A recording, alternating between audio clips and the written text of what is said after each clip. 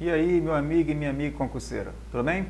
Professor Iane Gentil aqui na área. Pessoal, vamos continuar aqui nosso segundo bloco da aula Princípios da Administração Pública, tá? No bloco anterior, a gente viu os princípios explícitos. Nesse bloco, vamos ver os princípios implícitos. É um pouquinho maior, mas sem dor de cabeça, muito tranquilo, muito fácil, tá bom? Então, pessoal, antes de começarmos, queria pedir aquela coisinha para você, né, que a gente sempre faz, ó. Curta, inscreva-se e compartilhe, turma. Vamos fortalecer o canal para que a gente possa continuar ministrando videoaulas para que você possa ser aprovado no seu tão sonhado concurso público. Tudo bem? Então, pessoal, sem mais delongas, vamos lá a nossa aulinha aqui, tranquilo? Ó. Beleza. Então, pessoal, vamos falar aqui dos princípios da administração pública e agora o segundo grupo. Desculpa, que no caso são os princípios implícitos, tá bom? Turma, só lembrando, os princípios explícitos são aqueles que estão escritos na Constituição. Está lá o texto legal. Se está escrito lá, está lá na lei, explícitos. Os implícitos não estão escritos no texto legal, mas eles estão lá ali escondidinhos, tá? São mais originários pela doutrina e assim por diante, tá? Então vamos trabalhar aqui, saber quais são esses princípios implícitos da administração pública, tranquilo? Vamos lá, princípio implícito. São eles, aqui são exemplos, eles não estão escritos, né? Falei agora há pouco, foram extraídos das leis e outras normas, certo? Então, pessoal, os princípios explícitos estão lá escritos na Constituição, esse aqui não, foram extraídos das leis e outras normas, tá? Não estão lá no texto constitucional, mas estão em algum lugar, tá bom? Quais são eles? Supremacia do interesse público sobre o privado, indisponibilidade do interesse público, especialidade ou descentralização, razoabilidade e proporcionalidade, autotutela administrativa, sindicabilidade, responsividade, continuidade dos serviços públicos e a motivação. Aí você fala, meu Deus, professor, é muito. O outro era só 5, esse aqui é quase o dobro. Calma, calma, calma. Os princípios aqui são bem simples, tá bom? Não se assustem com esse tamanho aqui. Professor, como é que eu faço para saber quais são os explícitos ou implícitos? Muito fácil. Os explícitos, basta decorar o LIMP, né? Legalidade, impessoalidade, moralidade, publicidade e eficiência. O que não for nesses 5 vai ser o que automaticamente o que, turma? Implícito. Bem tranquilo, tá bom? Vamos trabalhar aqui agora o nosso primeiro princípio, que é a supremacia do interesse público sobre o privado. Pessoal, esse aqui é um dos princípios basilares que sustentam o direito administrativo, tá? Ele é chamado de princípio basilar, é esse mais um outro, tudo bem? Aqui, pessoal, é a superioridade do interesse coletivo. Então, turma, o interesse público sempre vai ser mais importante que o interesse privado. Imaginem que existem 3 lotes de terreno e a administração pública quer comprar os 3 para fazer um mega de um hospital para tratar de câncer, tudo bem? Beleza, aí o do primeiro lote vendeu, o terceiro lote vendeu, mas o lote do meio fala, não vou vender, porque esse terreno está na minha família há 5 gerações e ele para mim tem valor inestimável. Nada disso, pessoal. Se é para beneficiar a coletividade, ele é obrigado a vender o terreno, tá? E o preço é preço de mercado, não é o preço que ele quer. Ele vai ter que vender? Vai ter que vender. O pagamento vai ser em dinheiro, uma indenização justa e prévia, ele vai receber o dinheiro antes, tá? Mas ele vai ter que vender, pessoal, não tem para onde correr, porque o interesse público, ele está sempre acima do interesse privado, ou seja, a superioridade do interesse coletivo ou do interesse público, tá bom? E aqui, pessoal, decorre dos poderes da administração. Ó, eu não vou falar agora sobre os poderes, vamos ver mais lá nas aulas mais na frente um pouquinho, tá bom? Mas decorre o seguinte, a supremacia do interesse público, ele decorre dos poderes da administração pública, ou seja, aqui a administração manda e a pessoa obedece, isso em tese, tudo bem? Então, pessoal, tranquilo esse princípio, tá? Essa é a supremacia do interesse público sobre o privado, princípio basilar, e o interesse público é sempre mais importante que o interesse privado, ok? Continuando aqui, turma, próximo princípio, indisponibilidade do interesse público, outro princípio basilar, pessoal, tá bom? Ele, junto com o anterior, são os princípios basicamente que sustentam o direito administrativo, tá? Aqui, vedado ao administrador público renunciar a competências. Aqui também se encaixa o seguinte, pessoal, imagine que você faz concurso para a polícia Só que você é meio medrosão, né? Meio medroso não, você é assim meio desconfiado. Aí no outro lado da rua tá lá uma velhinha sendo assaltada e tu fala assim, meu Deus, aquela senhora está sendo assaltada. Ah, um policial agora para salvar. E você é o polícia, você tem o dever de agir, tá? Então, no caso, a sua competência é agir. Você não pode renunciar às suas competências, você é obrigado a agir, tá? Aqui também se encaixa o administrador público, ele é obrigado a agir, ele não pode renunciar competências, é vedado, ou seja, o interesse público é indisponível, tudo bem? Vamos lá, vedar o administrador público deixar de agir, complementando o que eu falei agora há pouco. O administrador público é um mero gestor da coisa alheia. Pessoal, é o seguinte, prefeito, no caso, ele só está ali para administrar a prefeitura, tá? Mas que seja uma autoridade política, ele só é autoridade por 4 ou 8 anos no máximo. Depois disso, ele tem mais autoridade, tá bom? Ele é simplesmente um mero gestor da coisa alheia, da coisa pública. Ele está lá para tomar de conta, basicamente é isso, tudo bem? E aqui decorre dos deveres da administração, tá bom? O outro são os poderes da administração e aqui são os deveres da administração, tá bom? Então, no outro lá que a gente viu agora há pouquinho, que é o interesse público está acima do interesse privado, são os poderes. Aqui, a indisponibilidade do interesse público são os deveres da administração, tá bom? Vamos aqui ao nosso próximo princípio, que é especialidade ou descentralização. Olha só, pessoal, bem interessante. Especialidade é quando algum serviço bem específico ele vai ser direcionado para alguma entidade fazer para a administração pública. Por exemplo, a Constituição fala que a União, o governo federal tem que trabalhar com aposento. Só que é muita gente para tomar de conta e a União não tem como tomar de conta de tanta gente assim.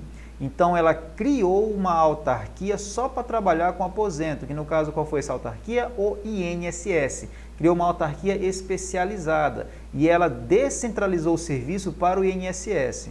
Tudo bem? Então, vamos lá. Aqui decorre dos princípios da legalidade e da indisponibilidade de interesse público. Muito tranquilo. Reflete a ideia de descentralização administrativa, em que se criam entidades para o desempenho de atividades específicas. Lembra da administração direta, criando ou autorizando a administração indireta? Pois é, o nome disso é descentralização, quando um ente da administração direta cria ou autoriza um ente da indireta, tá? Então, essa descentralização é basicamente a lógica da especialidade ou o princípio da especialidade ou descentralização. É quando a administração pública direta cria ou autoriza um outro ente da indireta para fazer o serviço, ok? Lembrando, pessoal, que essa descentralização também ela pode ser para o particular, tá bom? Então, existe a descentralização da direta para a indireta, chamada de descentralização por outorga legal, e tem a descentralização para o particular, em que quem vai fazer o serviço público é uma pessoa privada, tá bom? É uma pessoa jurídica privada, uma pessoa particular.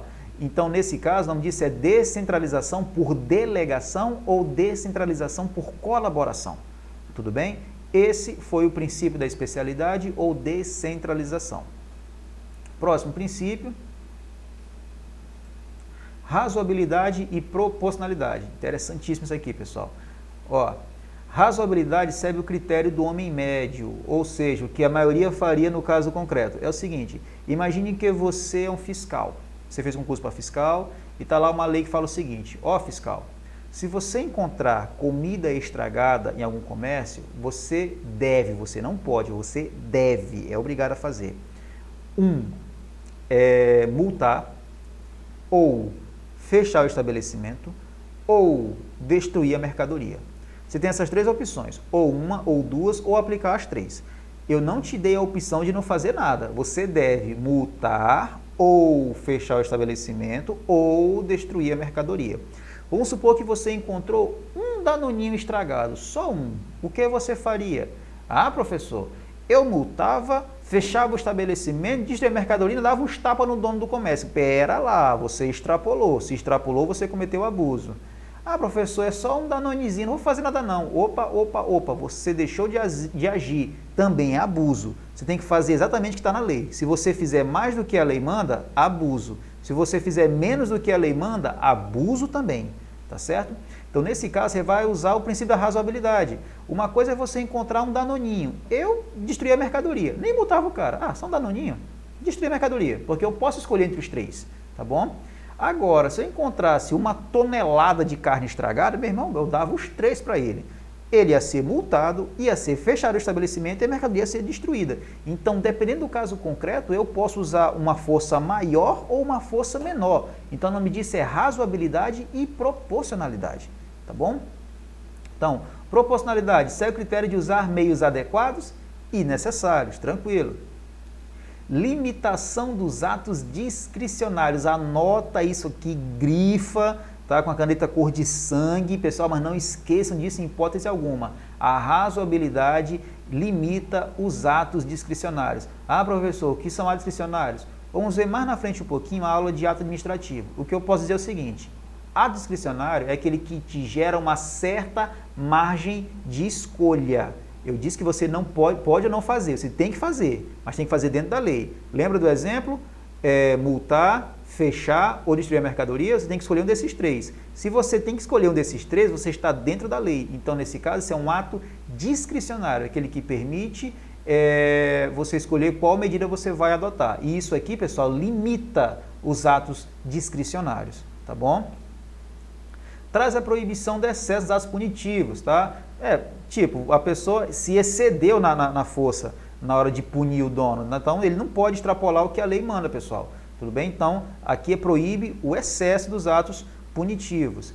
E também deve haver um equilíbrio entre os meios e os fins. Então, dependendo da coisa que o comerciante fez, você pode aplicar uma punição mais leve ou uma punição mais grave. Isso é o equilíbrio entre os meios e os fins, tá bom? Lembra do exemplo do danoninho? Pô, o danoninho, só destrói a mercadoria, não vou nem multar o cara. Se reincidir, eu multo. Ah, encontrei uma tonelada de carne, multa, fecha e destrói a mercadoria. Então tem que ter esse equilíbrio entre a força e a falta cometida, tudo bem? Então, pessoal, esse é o princípio da razoabilidade e proporcionalidade, muito tranquilo. Próximo princípio, vamos ver aqui o princípio da... muito bom. Autotutela administrativa. Pessoal, por favor, não vão confundir com tutela administrativa. Tem a tutela administrativa e tem a autotutela administrativa. Turma, tutela administrativa é a administração direta, né, fazendo com que a administração indireta volte a fazer o serviço a qual ela foi dado a ela fazer. Por exemplo, a União criou o INSS para trabalhar com aposento. O INSS resolve entregar a carta. O INSS fugiu da sua competência. A União vai, pega o INSS e faz ele trabalhar com aposento de novo. O nome disso, pessoal, é tutela administrativa, também chamada de supervisão ministerial, tá? Ou vinculação. Não é hierarquia, tá bom? Já a autotutela administrativa é diferente. É diferente da tutela administrativa, né, que é controle direto sobre usada indireta, supervisão ministerial. Aqui no caso, pessoal, permite à administração pública rever os próprios atos por meio da anulação e revogação dos atos. É tipo assim, a administração pública emitiu um ato administrativo e ela fala, fiz besteira, esse ato aqui não vai servir. Bem, se o ato for legal e ele está sendo inoportuno, ele vai ser revogado. Agora, se a administração pública emitir um ato ilegal, ele vai ser anulado. Então, pessoal, tem que tomar muito cuidado com isso. Se o ato é ilegal, ele vai ser anulado. Se o ato é legal, mas ele se tornou inoportuno, ele vai ser revogado. É por isso que você não anula atos legais e não revoga atos ilegais, tá bom? Vamos ver aqui, ó. A anulação é usada para o quê, pessoal? Para atos ilegais ou atos inválidos, tudo bem? Quem anula um ato é feita pela própria administração de ofício, né? Ou seja, a administração pública que olha e fala assim, eita, fiz um ato ilegal, vou anular ele. Beleza, ela fez por conta própria. Ou vamos supor que esse ato passou batido, ela não percebeu. Então acontece requerimento. Uma outra pessoa fala, administração pública, esse ato bem aqui é ilegal, é bom você anular ele. A administração pública olha e fala assim, é mesmo, foi mal, vai ser anulado esse ato. Então, a anulação pode ser feita pela própria administração pública ou a requerimento, tá bom? E também pode ser feita pelo Poder Judiciário, mediante provocação. Pessoal, a provocação é o seguinte, é quando alguém vai lá na Justiça e fala, ó, a administração pública cometeu um ato ilegal e eu estou entrando aqui na Justiça para esse ato ser anulado. Aí o Poder Judiciário vai e anula esse ato, tá bom? Então aqui, a anulação ela é feita tanto pela própria administração pública que fez o ato ou a requerimento, e também pelo Poder Judiciário pode anular esses atos, tá? E outra, pessoal, nesse caso aqui, o Poder Judiciário não age de ofício, ele tem que ser provocado. O juiz está vendo que o ato é ilegal. Se alguém não falar nada, vai ficar por isso mesmo, tudo bem? Então, o Poder Judiciário não age de ofício, ele tem que ser provocado ou demandado, tá bom? Aqui, pessoal, a anulação é tão forte que ela alcança tanto atos vinculados como os atos discricionários. Dando uma palhinha sobre ato administrativo. Pessoal, ato vinculado é aquele que não gera margem de escolha, enquanto que o ato discricionário é aquele que gera certa margem de escolha, tá bom? Estou só adiantando alguma coisa de ato administrativo. E os efeitos são retroativos, também chamados de efeitos ex tunc. Como assim ex tunc? Ó, vou pegar aqui um exemplo interessante. Imagine que uma pessoa entrou no concurso ilegal em 2010, beleza? E foi descoberto em 2020 que ele entrou ilegalmente. Então, o que acontece? Como ele entrou ilegalmente, o ato é ilegal, ele vai ser anulado ou revogado? Se o ato é ilegal, anulado. E ele tem efeitos retroativos ou ex tunc. Então, se ele entrou em 2010 e foi pego em 2020, o ato volta, ó, volta, retroativo, volta e mata aqui, ó, mata a nomeação dele. E assim que mata a nomeação, ele deixa de ser servidor público. Então, os efeitos são retroativos. Ele volta lá no início do ato ilegal e mata o ato ali desde o início. Isso é chamado de efeitos retroativos ou efeitos ex tunc. Isso só acontece na anulação de atos ilegais. Tudo bem? E é sempre ressalvada a apreciação do Poder Judicial, tá? Então, o Poder Judiciário vai estar sempre de olho para ver se a coisa está sendo bem feita ou não. Já a revogação, pessoal, ela não é para ato ilegal, é para ato legal, atos válidos, tá bom? Só que nesse caso é quando o ato ele é legal, mas ele se tornou inconveniente. Imagine o seguinte, a prefeitura, o horário normal da prefeitura é de 8 a meio-dia, de 2 às 6. De repente a prefeitura resolve dar uma louca no horário e fala assim, agora a prefeitura abre às 9 e fecha às 3. Ó o problema que vai dar. E é um ato legal, beleza, tranquilo. Aí o que acontece? Depois, com o tempo, a prefeitura fala assim, nossa, esse aqui está mais atrapalhando do que ajudando. O ato é legal? Eu vou revogar ou vou anular? Revogar, porque esse ato se tornou inconveniente e inoportuno. Mas ele é legal, então ele vai ser revogado, tá bom? Então, ó, é feita com base na conveniência e oportunidade, também chamado de mérito administrativo, visando sempre o interesse público, respeitando o que, pessoal? Direitos adquiridos. Turma, direito adquirido é só para revogação. Anulação não gera direito adquirido, tá bom? Então, imagine o seguinte, como assim direito adquirido?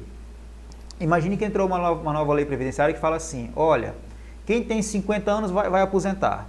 Aí uma porrada de gente se aposentou, muita gente se aposentou. De repente o governo fala assim, não, essa lei não ficou legal, está atrapalhando muito a Previdência. Vamos botar agora para 65. Aí eu te pergunto, aquele povo que se aposentou com 50, eles vão ter que largar o aposento, se aposentar de novo com 65? Não, pessoal, porque é um direito adquirido, porque naquela época o ato era legal e oportuno. Se ele deixou de ser oportuno, problema. Se você já tem seu direito adquirido, já era, você não perde, tá bom? Vai contar daqui para frente. Agora, daqui para frente, só os 65 anos de idade, tudo bem? Isso é o respeito aos direitos adquiridos. É feita somente pela própria administração que praticou o ato. Ó, a anulação ela é feita pela administração ou pelo Poder Judiciário. Já a revogação é só pela própria administração que praticou o ato, tá? Turma, Poder Judiciário não revoga atos de outro poder, tá bom? O máximo que o Poder Judiciário faz é anular atos de outro poder, revogar jamais, tá bom? Ó, aqui, pessoal, ele alcança somente os atos discricionários, respeitando os direitos adquiridos. A anulação, ela alcança tanto os vinculados como os discricionários. A revogação é somente os atos discricionários. e eles não têm efeitos retroativos. Aqui são efeitos ex nunc, ou chamado de efeitos prospectivos. Eu vou usar o exemplo do aposento de novo. Vamos supor que há um tempo atrás mudou a lei previdenciária e falou que se aposenta com 50 anos. Pum! Então, conta daqui para frente. De repente, uns 2 anos depois, resolveram mudar a lei de novo. Revogou a antiga, criou uma nova, que agora é com 65. Quem aposentou, aposentou, adquirido. Só que esse ponto aqui é contado daqui para frente. Ou seja, quem tiver 65 daqui para frente vai se aposentar. Então, pessoal, esses efeitos que conta daqui para frente são chamados de efeitos não retroativos, ou efeitos ex nunc e também chamados de efeitos prospectivos. Enquanto que a anulação, os efeitos são retroativos, ele volta para o início do ato, tá bom? A revogação não, conta daqui para frente, ok? Tranquilo. Poder Judiciário não revoga atos de outro poder. Poder Judiciário, pessoal, só revoga atos dele mesmo, não vai revogar atos de outro poder. Tranquilo? Beleza. Pessoal, essa foi a autotutela administrativa, muito tranquilo. Próximo, sindicabilidade. Ótimo princípio, novidade, pessoal, isso aqui. Configura a possibilidade de qualquer lesão ou ameaça de lesão ser levada ao controle do poder público, tanto pela administração que editou o ato, quanto pelo Poder Judiciário. Está ligado à garantia de que todos os conflitos podem chegar à apreciação do Poder Judiciário. Então, pessoal, aqui é o seguinte, se o controle do poder público sofreu alguma lesão ou ameaça de lesão, isso pode ser levado à apreciação do Poder Judiciário, tá bom? Então, o nome disso é sindicabilidade, ou seja, todos os conflitos podem chegar à apreciação do Poder Judiciário. Sindicabilidade, tudo bem? Próximo princípio, esse foi rapidinho, tranquilo, isso aqui é menor ainda, responsividade, fala o seguinte, o administrador público também fica obrigado a prestar contas à sociedade pela legitimidade de seus atos. Então, o administrador público, ele fica obrigado, pessoal, a prestar contas por tudo que ele faz dentro da administração pública, tá bom? Seja ato legal, seja ato ilegal, ele é obrigado a prestar contas de tudo, de todos os atos que são feitos no nome dele. Tudo bem? Isso é responsividade. Lembra muito responsabilidade, né? Então, no caso aqui é responsividade. Próximo princípio. Continuidade de serviços públicos. Também muito bom esse princípio. Pessoal, aqui eu vou falar o seguinte, aqui é o famoso show não pode parar. Então, os serviços públicos devem ser prestados de forma contínua, ininterrupta e adequada, salvo emergência ou aviso prévio. Por exemplo, imagine aqui, na sua cidade, temos energia elétrica, tá? Ou serviço de água, ou coleta de lixo. E vamos supor o seguinte, que eles vão resolver parar por um dia. Pessoal, não pode parar assim do nada. Se quiser parar esses serviços públicos, eles terão que ser avisados previamente, tá bom? Ele não pode ser parado de qualquer jeito. E eles só podem parar de qualquer jeito em caso de emergência ou aviso prévio. Como assim, professor? Imagine que a empresa de energia elétrica vai fazer a manutenção na rede. Ela vai avisar, ó, tal dia, de tal hora até tal hora, a energia vai ser desligada para que a gente possa fazer manutenção. O nome disso é o que, pessoal? Aviso prévio. Pode ser interrompido nesse caso? Pode. Emergência. Esse aqui é um exemplo que eu adoro. O professor me falou uma vez, me acabei de rir. Imagine que está lá na estação de tratamento de água, cai um caminhão de limpa-fossa na estação de tratamento de água. Eu te pergunto, a água vai ser interrompida ou não? Ou tu vai ter que ligar a torneira e cair aquele Toddy no teu copo? Pelo amor de Deus, né, pessoal? É lógico que vai ser interrompido, isso é uma emergência, tá bom? Você não vai beber água de cocô, não dá, tá certo? Então, em caso de emergência ou aviso prévio, o serviço público vai ser interrompido, tá bom? Delegatário, isso aqui é bom demais, delegatário não pode interromper o serviço público por ele prestado, mesmo que a administração pública esteja descobrindo a sua parte. Olha, aqui na minha cidade aconteceu uma coisa interessante. Teve um certo prefeito que ele não pagou o serviço de coleta de lixo. E era uma empresa privada que coletava lixo. Foi o que aconteceu? A empresa resolveu parar, o judiciário entrou e falou, opa, não pare não. Tá? Aqui o serviço público tem que ser contínuo, tem que ser prestado. Ah, mas o prefeito não pagou. Não importa, não pode parar. Pessoal, Delegatário, ele não pode interromper o serviço público, tá? Ele só pode interromper após decisão judicial transitada em julgado. Então, para a empresa parar de trabalhar de graça até ela um dia receber esse dinheiro, ela teria que entrar na justiça e avisar o que estava acontecendo e o Poder Judiciário ser a favor da causa dele, tá? Dizer assim, não, tudo bem, você pode parar a decisão do Poder Judiciário. Aí sim, mas por conta própria, não pode, tá bom? Então aqui, ó, o delegatário somente poderá interromper o serviço por meio de quê, pessoal? Decisão judicial transitada em julgado, tá bom? Tranquilo. Próximo princípio. Motivação, nosso último princípio. Oh, que coisa boa! Chegamos ao último princípio implícito. Vamos lá. Pessoal, tranquilo. Motivação. Indicação dos elementos fáticos e jurídicos que justificam a prática do ato. O administrador deve explicar o porquê ele está fazendo tal ato. Então, pessoal, olha só. Turma, no tópico ato administrativo tem uma coisa chamada motivo, tá bom? Aqui na autotutela nós temos a motivação. Motivação é o seguinte, imagine que um servidor público cometeu alguma falta e o chefe dele vai lá dizer o que foi que ele fez. Ó, o servidor público cometeu isso, assim, assim, assim, assim, assim. O nome disso é motivação. Ele vai explicar por que ele está fazendo tal ato, tá bom? Beleza. Ah, professor, o que é o motivo? No ato administrativo, o motivo é o texto legal, tá? Imagine que um servidor público deu em cima de alguma pessoa que foi lá pedir informação. Então, nesse caso, ele está cometendo uma conduta escandalosa na repartição pública. Então, o chefe pode fazer o seguinte, ó, com base na Lei 8.112, no artigo tal, tal, tal, que diz que conduta escandalosa na repartição pública é proibido, isso é motivo. O servidor público fulano de tal fez isso assim, assim, assim, assim, assim. Isso é a motivação, tá bom? Então, tem o motivo e a motivação. Na autotutela administrativa, o que a gente vê é a motivação, tá bom?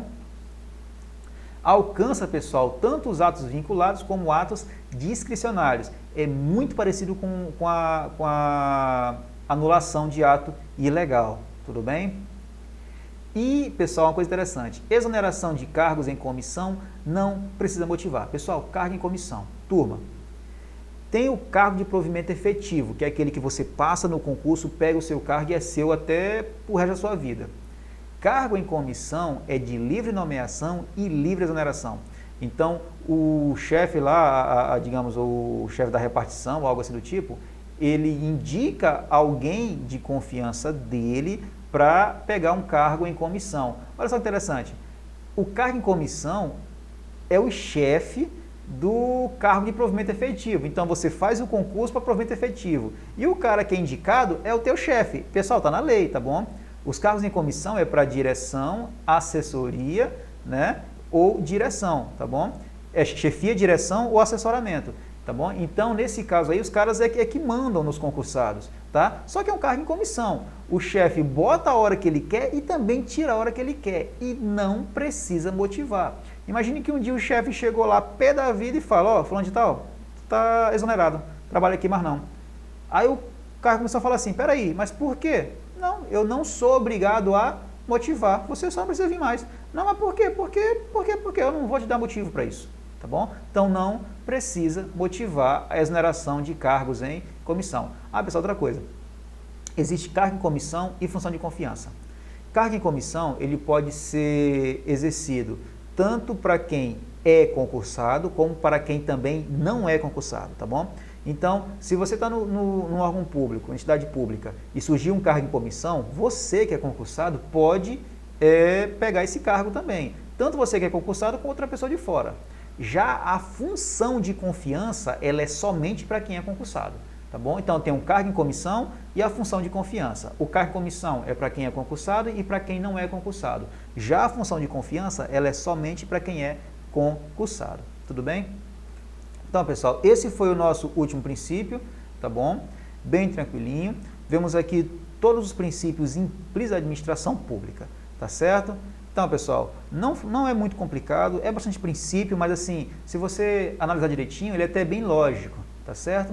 Então, pessoal, antes de finalizarmos aqui, quero pedir para vocês, como sempre, ó, curta, inscreva-se, compartilhe e fortaleça aqui o nosso canal, pessoal, para que a gente possa continuar fornecendo vídeo aula para vocês. Então, pessoal, mais uma vez, resolvam bastante questão, turma. Resolvam muita questão, façam muito simulado. É fundamental que você resolva a questão para que você fique treinando em si, não esquecer os conceitos e também fazer uma excelente prova quando for na hora do para valer mesmo. Não adianta você ficar só na teoria se não tiver a prática, pessoal. Tem que fazer muita questão, tá bom? Então, pessoal, a gente encerra aqui no nosso segundo bloco, tá certo?